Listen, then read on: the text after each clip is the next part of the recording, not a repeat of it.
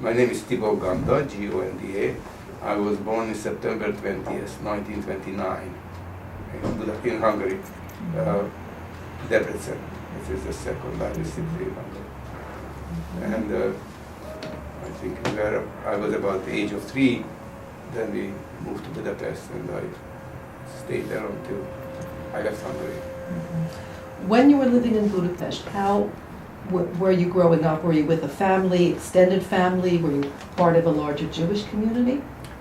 We were one family of 4. I have a sister and my parents, and it was a very nice section of Budapest, which was not a specifically Jewish community, but we have very many Jewish friends. And as I said, I went to the Jewish high school, so my friends were exclusively Jewish, and the neighborhood was very peaceful. There was no problem until 44. What was the name of the high school? Jewish high school. Gymnasium is, in Europe, is called the high school. Did you learn of Jewish culture and customs there or in another context? No, there. Absolutely. We had Jewish high school was an excellent institution, which was exclusive in terms of the teachers, the professors, because at that time already many of the university professors were laid off and they couldn't find out their jobs, so they were teaching in high school, but they were all qualified to teach, and they used to teach at the higher level. So you had both general studies and Jewish studies? Absolutely. We had every day during the school we had one Jewish hour, which was either Jewish history, the Bible, the Torah, or some of the Jewish language, the Hebrew. So it was very thorough. Did you learn conversational Hebrew? Oh yes, yes, oh yeah. We had, at the time when I was finally graduated high school, I was able to read the Israeli newspapers. That's a very high level. Yeah. And which newspapers were there at that time? I think this was still the Haaretz. I think this was an old newspaper. That was the number 1. There were a few others, but I don't remember. I wish I could still read it. It is particularly difficult, the Israeli newspapers, because you know that the punctuations are eliminated. So you really have to be well trained to be able to read it. Were there any Hebrew language newspapers published in Hungary? No, I don't think so. No. Before the war, what was your family's religious practice like? I think here you would call it Orthodox. I mean, we went to shul, neighborhood shul, and that were separated. The ladies, my mother always kept a kosher household, so I think it was a normal routine. Shabbat was always observed. Friday night candles were always lit. How did the war affect that practice of your family? Your religious traditions, your cultural traditions, were you able to keep any traditions during the war? Well, if you talk about during the war, there are distinct phases of that, but as far as we are concerned. Relatively speaking, until the German occupation, which took place March 19, 1944, it was more or less similar. I mean, we didn't have major impact. Major impact was mainly on the economic life. You know, there are certain practices were limited to Jews, and certain professions, even there's numerous classes at the universities, or when students can get higher education. But besides all of that, it was not on the daily life, let's say, observing the Jewish tradition was no impact. But everything changed after that. But that was under the Hungarian fascist regime. Correct. Well, in that respect, it's hard to call it. I would say more not fascist, because later came the Hungarian fascist regime. At that time, it was more or less just a cooperation with the Germans, not directly fascist. Matter of fact, there were some attempts made within the government, to make it easier or safer for the Jews. But they were imposing the economic restrictions. The yes. Well, there were the so-called Jewish laws which started, imitating what happened in Germany and Austria. There were Were they forced to do this by the Germans, or were they doing it Well, about? they were collaborators, they were willing collaborators, so no force was necessary. When did you first notice anti-Semitism? Very early. I was first grade. And what happened is in the kindergarten, I was told that, that I was very bright kid. So they convinced my parents that they should try to get me enrolled in the first grade. It was a problem because according to the regulations, you have to have the 6th year completed before September 15th. Since I was born September 20th, I missed it by 5 days, but they said, well, take him and they will give some recommendations, so they will give me some exceptions. So they took me to the Department of Education, where they interviewed me and they had the questions. And they agreed that I am qualified, I am ready for the first grade, which I did. Completed the first year, I had everything, the best grades. Second year came, that was a public school. I was enrolled in the second grade, and the new principal found out that I'm a second grade, and I got in because I had a special permit, and I am a Jew. He said that it is not permitted. He overruled. So I had to go back to for the first grade. So I think was the only child I know had to go to the first grade twice. In other words, you had to repeat a grade because you were so bright. That's right. Do you remember? So that was a real, I think, for a child at that age, it's very major impact. You remember how you felt about Oh, it? sure. And I knew that this happened because I'm a Jew. Even that, yeah. Absolutely, it was no question about it. So that was a very early experience. During the war, what happened to your family? Were they separated? Did they manage to stay together? Do you know what happened to your parents, your siblings? Well, again, there were different time period, different situations. Mainly we were together, except my father was taken to labor camp relatively early and was not with us for most of the time. But my mother and my sister, who is only a year older than I am, so we stayed together. And that was the situation until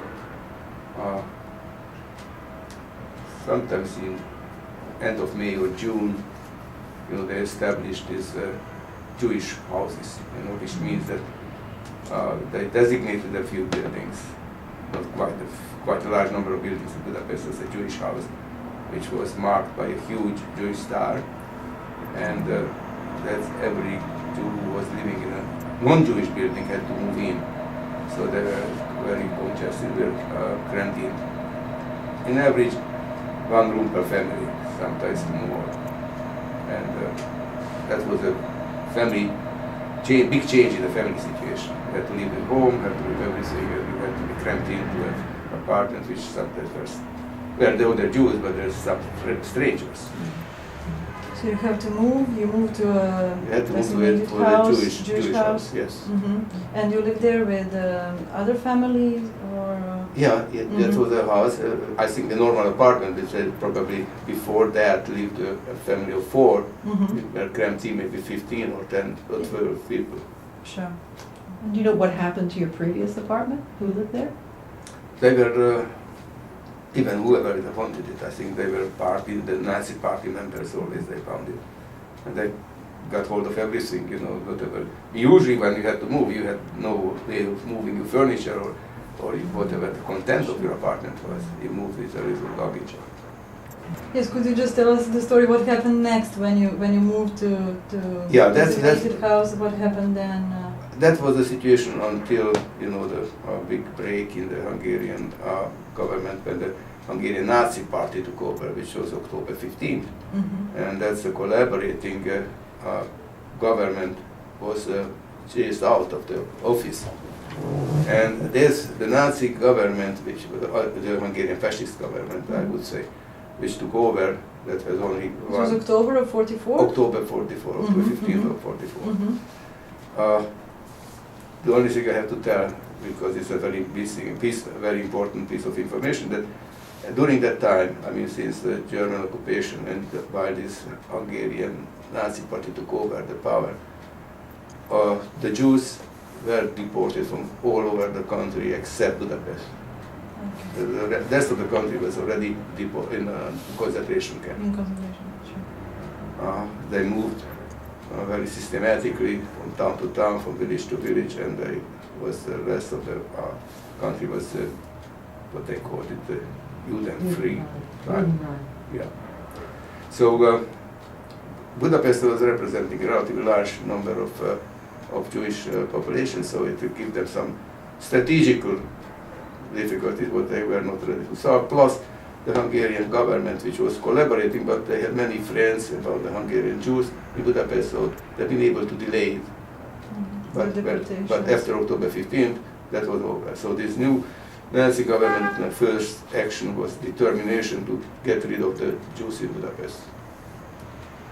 And 3 days later, after they took the power, in the morning we were awakened that we have to get it down and have to get out on the street in the front of our building. And we were taken, that's the same time from all over from Budapest, for a long, long walk to the complete other side of the city without being told what's happening or what they're going. Just they said something that we will be taken for doing some labor. They need some labor. They're taking us. Everybody. They went up to the building, checked that every Jew is on the front of the building, left the apartment, and then they took us for a long walk. Practically, it was late in the evening when we arrived the other side of the city, which was really designated by them as an assembly point, where they assembled all the Jews, whichever part they came from the city. And this place was a famous brick factory. Brick factory. A brick factory, I don't know, I never knew before that, unfortunately. I had to experience it of myself. The brick factory is a structure, is an open structure. The purpose of that is that the raw brick has to be there and this is drying out, cured. And it is a terrible place. It is not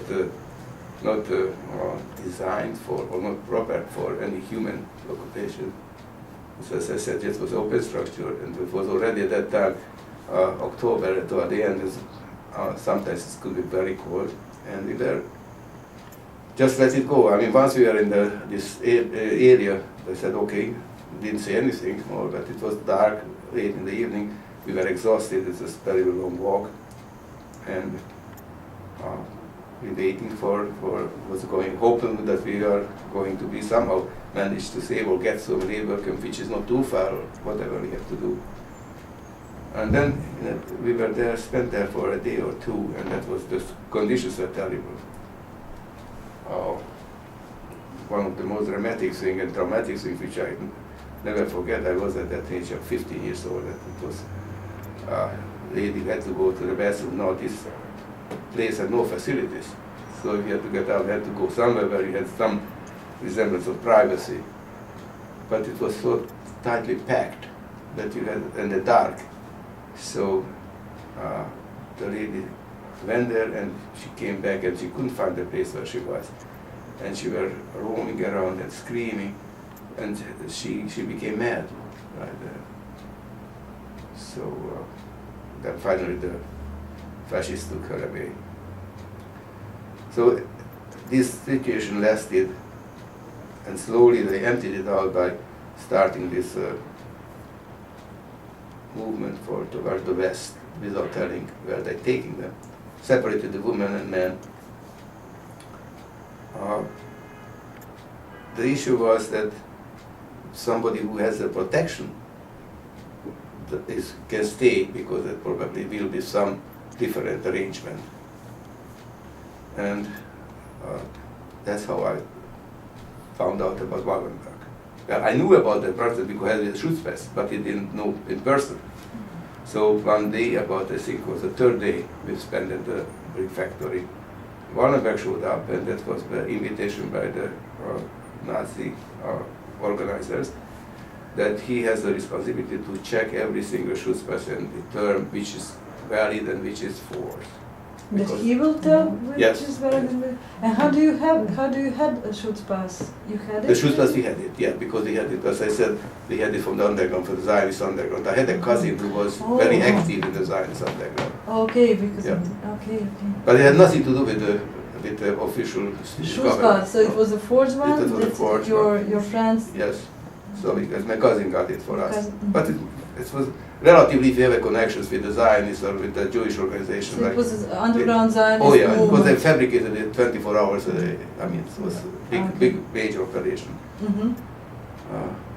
Matter of fact, not today, I think it is going to last for a couple of months, is a special place at the UN.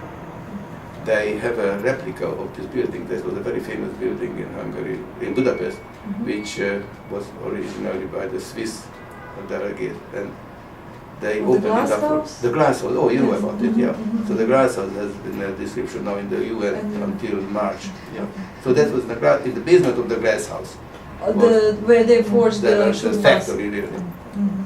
So when the Germans and the fascists found out, it's very difficult to make the distinctions which was German SS, which was Hungarian fascists, like Nazis, because they were the same really. They reacted the same way. It was very little distinction between them. But what happened is basically that they said that they are aware of it, that so many false Schutzpasses are in circulation that they cannot accept it, so Wallenberg has to come and determine. So it was a situation, I don't know if you have ever seen or ever read about it, how was it when Mengele in the concentration lager was standing up and we put it down or up, and then the whole row of people had to go in the front of him. So that's what happened. It was a huge lineup for, I don't know, thousands of people. Wallenberg himself. Wallenberg personally. himself was standing there, and everybody had to go in front of him, had to show the Schutzpass, and he returned. Obviously, his objective was to make as many validate as is correct and original as possible. But if he would have done for everything, they would have everybody would have taken out. So finally, we get to the point when we reached Wallenberg. We showed him our Schutzpass, and he had very little time to spend on each of these cases. He had to process hundreds of situations. So he looked at my mother, looked at my sister and myself. We must have looked terrible because we spent already, this was the third day in the brick factory. Looked at the Schutzpass. Obviously, he saw right away that it is a force, but he said that it's okay.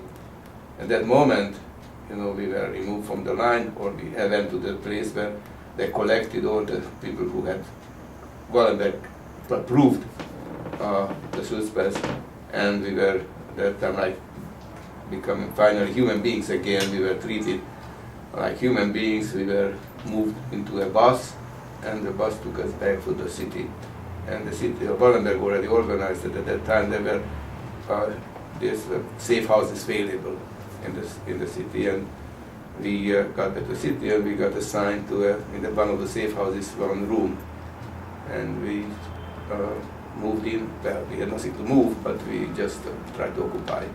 The rest, unfortunately, for the people, among them many of my friends, that was the beginning of the so-called death march, because at that time equipment was not very scarce, because it was during the time that the Germans and the Hungarian army were preoccupied by moving it as much fast as possible. The Russians were getting closer and closer, so there was no train available, no car, nothing, so they had to be chased on walking. And the treatment was very brutal. I mean, that was if you stayed down, like you get, or if you slowed down, or if you couldn't keep up, whatever reason, they were shot. They were not. The night came. You just lie down wherever you were, under the trees or under the side of the road. So we had, thanks to Wallenberg, back to a relatively safe life. Obviously, the problem was not resolved altogether because it was this very strict curfew regulations. We had to wear the Jewish stars, and we had a curfew which we lasted only, I think, from 3 to 5 in the afternoon. And the problem was that this was true for the whole city of Budapest. The food and I was getting very scarce because the Russians were enclosing the city. Matter of fact, finally in this end of December, the ring was closed. The Budapest was encircled by the Russian army. One day when I went down to the street during our curfew, Excuse me, I don't know, what is like curfew? Curfew when you have the free, you are not supposed to go on the It's street. like a police Only watch certain or- hours you may go outside and other hours you have to be indoors. It's like police watch, or we say police watch when you're not allowed to. No, you are be not on the free to street. be on the street, On the street. except Sure. those 2 hours. And that were for all the All the Budapest, Jews. all just Oh, Jewish no, no. people. Only one Jews, no, Okay, sure. There were no general rules except, Mhm. always this was the Jewish regulations. Sure. So one December afternoon, it was very cold and it was but quite late. I walked on the street because we are always trying to search for some food, whatever we can, some of the potatoes or some fruit or whatever it was available, or carrots, and grabbed it as much as we can. So one afternoon, and I was doing this curfew down on the street, and I was walking around, I saw that one bakery was open, and that was very unusual because even if they had bread, they were sold in the early morning when we could not go out anyway. So it looked like they had a second process and they had something opening and people were lining up. So I certainly got on the line, but it was very long and moved very slowly. So finally the time came when I was supposed to get back because the end of the curfew, 5 o'clock. But I said, I've been waiting so long, I'm not going to walk away now. So I tried to cover my yellow star with on my coat and waited until I get my bread. Before I could reach even the store, they picked me out on the line. And without saying anything, they took me to the bank of Danube. And that was, at that time, that was the assembly place. Well, whomever they caught on the street, they took the Danube with, and they were not making any secret out of it. They said, don't have to worry about anything because you will be shot. Some of the ice cream, that was winter already, and the Danube was floating with ice. So I said, well, we have to wait until it clears. So we had, I don't know, maybe 100 people there altogether, and waiting for the shot and then get it over with. Wallenberg showed up, and again he said that whoever is in the safe houses, you should go to see him. So I went. It was a magical moment when our eyes met.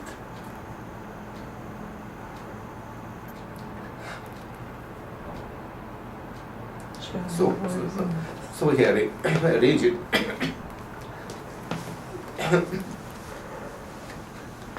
That I will be protected with some of the So he policemen. saved you twice then. Second You time. were First, yes. First in a brick factory First, and. he saved me, I don't know, not 100% sure for the death, but certainly from the suffering.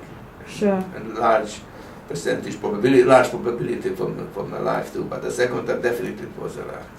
In Hungary now, or in Budapest, if you ever go back there, you will see on the bank of the Danube is a memorial. Have you seen Yes. the shoes? Mm-hmm. So that's one only thing. That was the reason they wanted us to take off the shoes before they shot us into the river. And they had made to me, it is a very touching, a very solemn memorial.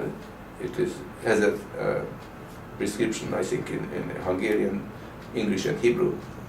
And it shows the shoes, baby shoes, old shoes, brand new shoes, made out of steel.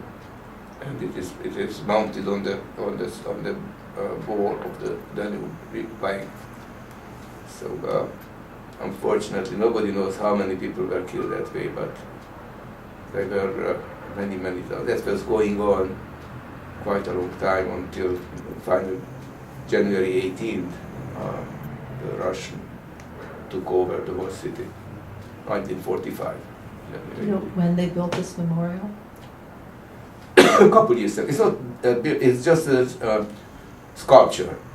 You know, the steel sculpture, and I think about 20 pairs of shoes, all kind of different sizes, and then, but very good sculpture work because it shows, you know, the how it was. Some of them were worn, some of them were new, some of them were different ages, ladies, men's, and that is just permanently mounted there.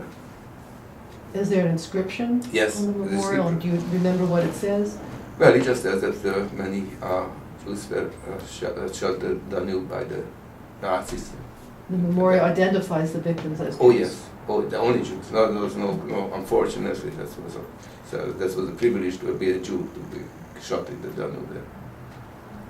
And the inscriptions, I said, in 3 languages. It said in Hungarian, and then English and Hebrew.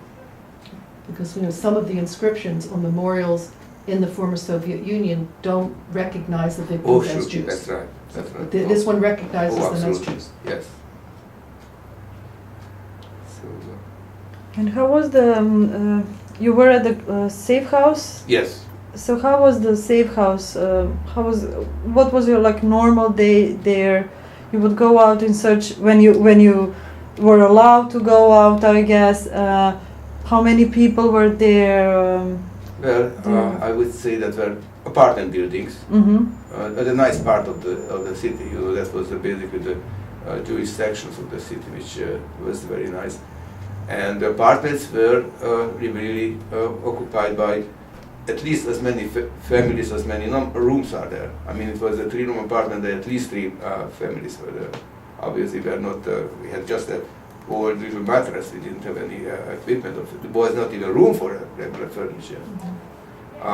So the main concern was actually 2, because we heard all the atrocities that took place. Sometimes the Nazis came in. They said that somebody shot from this building, and they ordered everybody down, and they searched for weapons, which was really just made up, obviously. And we were always concerned about with this fear when they are going to come up and when they are going to claim that somebody shot it from our building. So. And the second was really just to get her some food, because it was extremely difficult to obtain anything. As I said, not only that was, I think, generally true, but obviously if you were a free person outside of the safe house and you could move around, you had much more chance to obtain anything. Was Wallenberg able to bring in any necessities for you, food, No clothing? No, nothing. Only thing was the big sign on the building that is this building is under the protectorate of the Swedish consulate, and all this was somebody assigned to stand on the front of the building, which were also some problems occasionally, but some of them were complaining that is not true, that they cannot protect them because it is a danger for them, because somebody shoots them or somebody throws them and something on them to try to hit them. So it was not 100%. I mean, they not everybody respected this 100%, but more or less, at least compared to the alternatives, which was, by the way, they were at the same time they established also the main ghetto in Budapest. So when the new fascist government took over, first they said, well, they will get rid of the Jews, but first get what there was objective to take them to labor camps. So only certain age group were included. The older people had to move into the ghetto. And later, by the way, that was the end for us too, because later they refused to accept it. And the 10th of January 1945, which was about 1 week before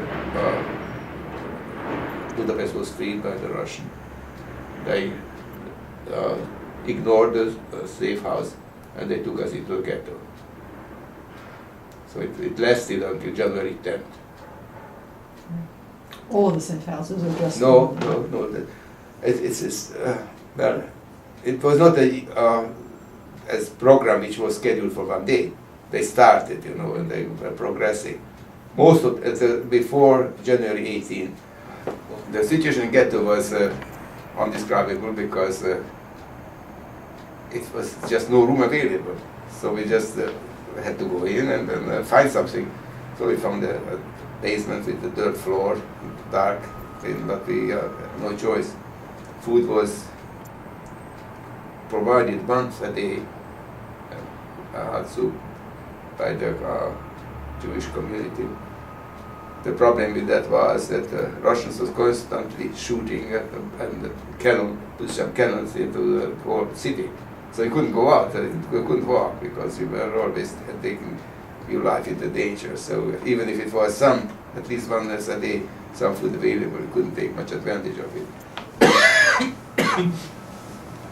So after January 18th, we took off and we tried to get back and try to reoccupy the apartment which we were removed from back in October. And we found some not very nice people there sitting there, were very upset what the heck we want here. So we couldn't get in right away. Somebody opened their apartment and we can join them. Took a long time and we could really reoccupy our place. Obviously, everything what had any value was taken out. So, but life slowly and surely, I couldn't say normalized because it never could back what it was. But the schools opened up again, the Jewish gymnasium, and we went back. And 1948 I graduated and I was facing the situation what I'm going to do because I couldn't face myself to spend my life in Hungary. Not only from two reasons, number because my memories about what happened, with how I was treated. Secondly, because that was because of the past involved the treatment, and for the future how it looked like, because it looked like the Iron Curtain is down, going down, and that will be solidly down forever. So I started university in the fall, but some of my friends, we always got together and said, well, we have to get out. So I don't know if you know anything about that. Was quite a bit of Zionist movement because Israel was created during that time. So it was a very strong underground Zionist movement, what is called the Bricha, which was really helping us to get out. And we decided we will try to sneak out from Hungary. And how old were you? 18. 18. Yeah, I just finished high school. High school. Yeah. How did you make contact with the Bricha? Well, as I said, I had some feminist members who were Zionists. And also after the war, Zionist movement was free. I mean, we could join all For how long was it free? Well, it's probably for 2-3 years. That was a very short period of time of Hungary when it was so-called democratic, variable, open government functioning. So before the one-party system was declared, which was 49, we said we have to leave. At that time already the Hungarian-Austrian border was already undermined, so we couldn't escape. It was mined, it had mines underground. Mines underground. So what we had to do is, the Bricha was not there in Budapest. Bricha was, we got the information is going to help us to get from Pressburg or Bratislava to Vienna. So we had to reach Bratislava first of our own. So we took a long trip from Budapest starting toward the east, goes to Czechoslovakia. At that time was still one country. And excuse me, you were going with all your families? With no, your siblings just or? friends. Oh, friends. Just friends. And your What about sibling? your mother, your father, your sister? Where were they at this point? I lost my father when I came back. My mother couldn't make, we believe very strongly that once we are managed to get out, the senior members of the family will get permission to leave. Sure. Did your sister go with you? My sister went in a separate group. So my sister left later, but luckily she managed to get out. She went directly to Israel. I had reached Vienna with the help of the Briga 2 weeks later. From Budapest to Vienna took 2 weeks, and most of it walking at night, and we had some, people on the borderline who had money to guide you through the border. So there were guides help Yeah. you. Were the border guards bribed? I don't know, they managed, probably they were observing when is the best spot and what time when you can sneak through. So we managed this way to get to Bratislava and got to Vienna, and once we were in Vienna, we was quite a large number of, not large relatively speaking, but in terms of what happened during the war, we university students, and they said that okay, before maybe we have a chance to continue our studies in Austria if we could get some help from the Joint Distribution Committee. And they approached them and they applied, and they were very willing to help us. So we were about 40 students at that time. We escaped from Hungary, being in Vienna. And they said that they will give us some stipends. So They will give you, excuse me, what? a stipend, And some stipend, they money, okay. money to Money live to- on, to live to on, yeah. study. pay for tuition and give Sure, enough money. sure. So When in Vienna, where were you living? Who was supporting you? How did you get food? Well, in Vienna it was the joint. That's like out from the Rothschild Hospital, if you ever heard of it, that was both ways it helped. The people who came going home back to Hungary, they got some accommodations there, and also the opposite directions like we got. And what year was that? That's what 49, 49. yeah. So I started studying, but not in Vienna, I started in Graz for 2 reasons. Number one, being a political refugee at the time, designated as such, was not very comfortable because that was, Russia was encircled, the middle of the Russian zone. Vienna itself had 4 sectors, according to the big state who won the war. Before the acts, the Yeah, but Vienna itself is part of eastern part of Austria, so it was under Russian occupation. So it was very uncomfortable to know that sometimes in Vienna, if you step out of the proper zone, you end up and you might find yourself in Siberia. So you had to be afraid of the Russians that they might send you back or Absolutely, arrest or you. even in Siberia, most of them. So what happened is that we found out, that was one reason, a political reason. Second was a financial reason, that found out that in Graz, the second largest city in Austria, you can find much cheaper accommodations. And the stipend was barely enough to survive, but it was not allowing us any luxury. So we went to Graz, and then when I studied, I got my diploma finally. And you studied what? Electronic engineering. Electronic engineering. Yeah. My sister did. Yeah. She's living in Ljubljana now, which is close to Graz in Slovenia. Oh yeah? Yes. Oh. So Graz was a very pleasant place, because Graz was the capital of the British zone. Oh, okay. So, it's a very large student population, very present in the center, every respect, the cultural and also for nature is very generous to that section of Austria, it's beautiful. So, and then 1957 I arrived here. Actually, I got my visa earlier, but I've been able to postpone because I want to get my diploma first in Austria. Because it was a special Eisenhower law to give 5,000 visas for political refugees from eastern states who left their home after 48. This way they wanted to exclude who were, a lot of people, were part of the Nazi party, escaped to the West. So they want to eliminate those and just only those group who I fell into, who left after 48. Where was your mother at this point? My mother was still, that's a sad part of the story, because my poor mother was alone at the time, left in Hungary, and she, every time she applied for the passport, which couldn't repeat on it. Only 6 months. We had to wait 6 months. You applied, you were refused. You applied 6 months later, refused. So she stayed in Budapest until the revolution, until the revolution came. 1956. 56, and then she went and she could join my sister who was in Israel, in Jerusalem. So So your family now is in Israel and here? no, my sister came finally here, Okay. and she's living here. My mother unfortunately passed away quite a few years ago. Mhm. And other siblings? Did you have? Only one sister. Oh, one sister. Sorry. I missed out. Okay. When you were in Austria, what was the relationship between the Jewish refugees and the Austrian population? How were you received there? I came to the conclusion that after the Hungarians, the Austrians were the biggest Nazis.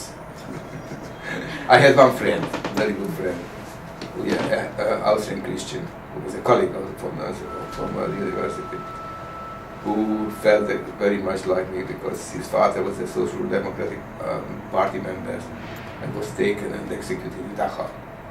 So he felt closer to the Jews than for the fascists there.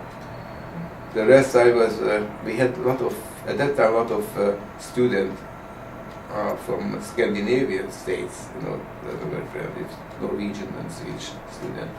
For some reason they had a difficulty to enroll in their own country, so they came to Graz and studied. And they went there afterwards. Just one question about Raoul Wallenberg. Have you tried, after the war, have you tried maybe to find out what happened to him or? Oh, absolutely, all the time. Yes, all the time. you did.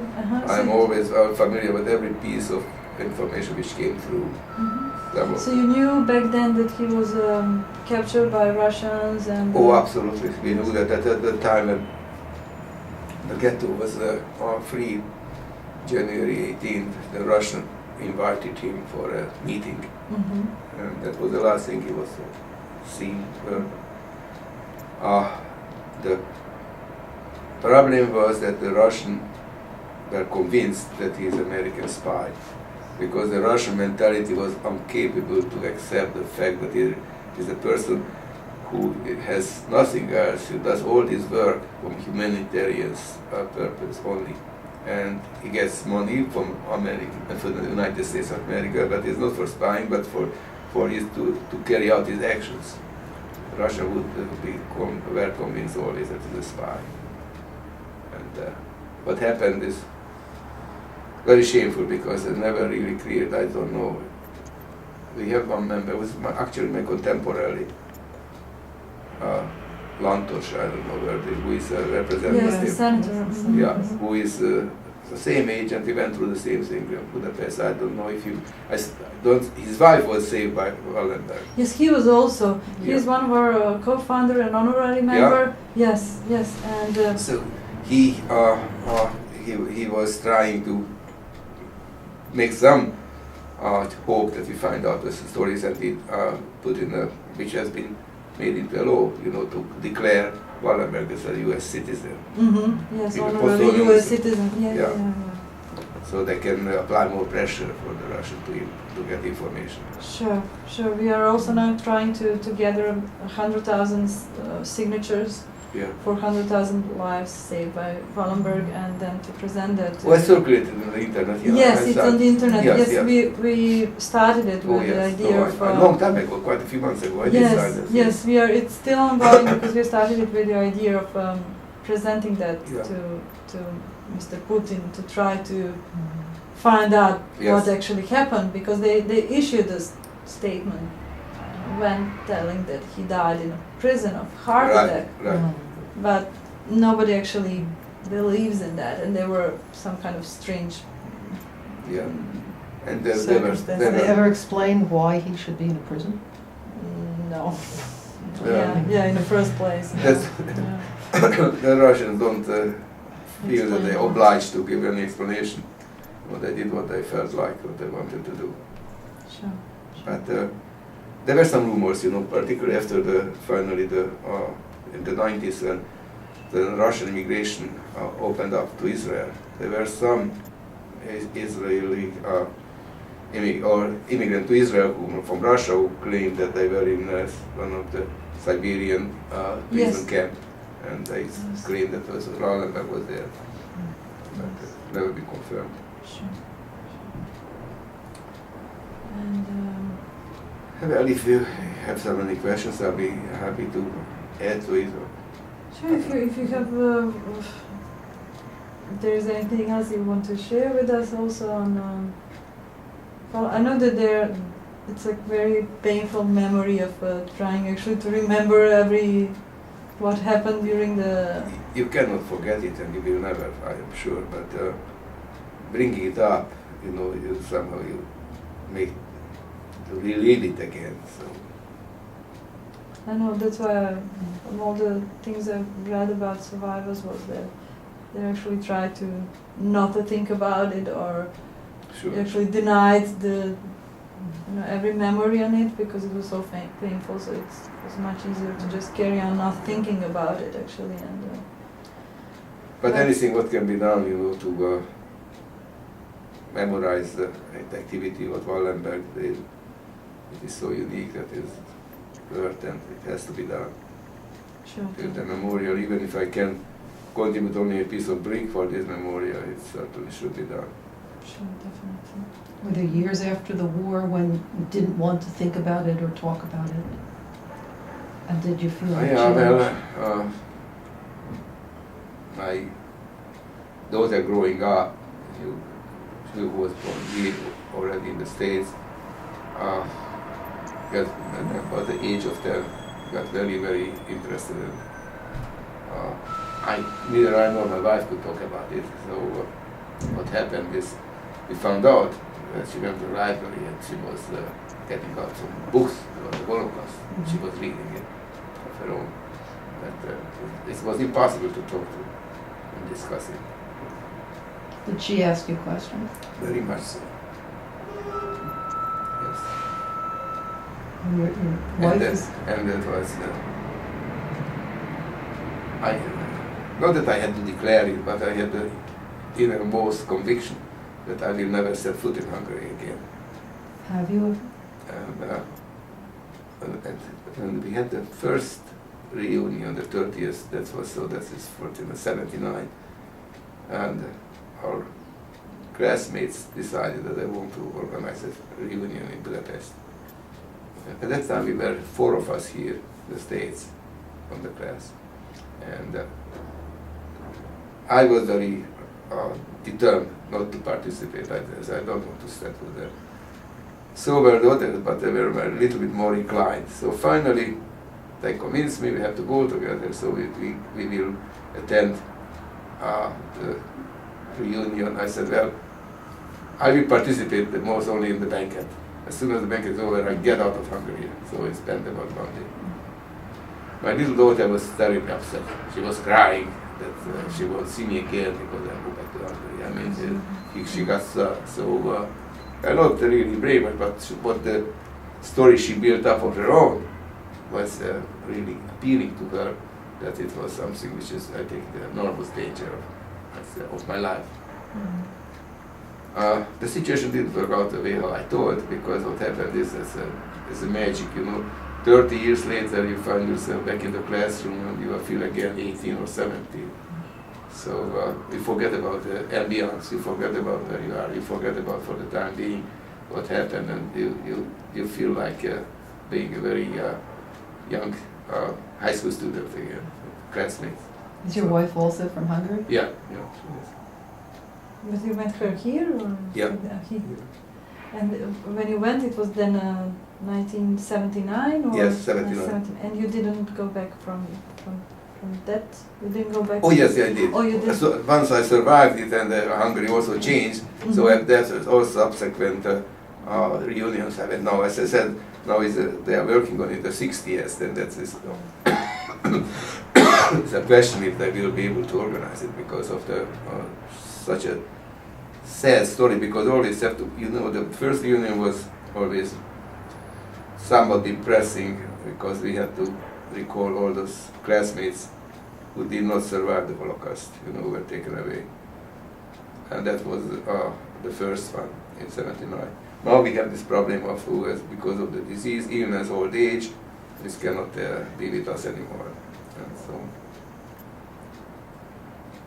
Is there anything you miss about Hungary? The language, the literature? absolutely not. Absolutely. Interesting wise is that if I talk about language and literature, I lived in Austria then about 7.5 years, and the German literature I appreciate more than the Hungarians even today. Yeah. Hmm.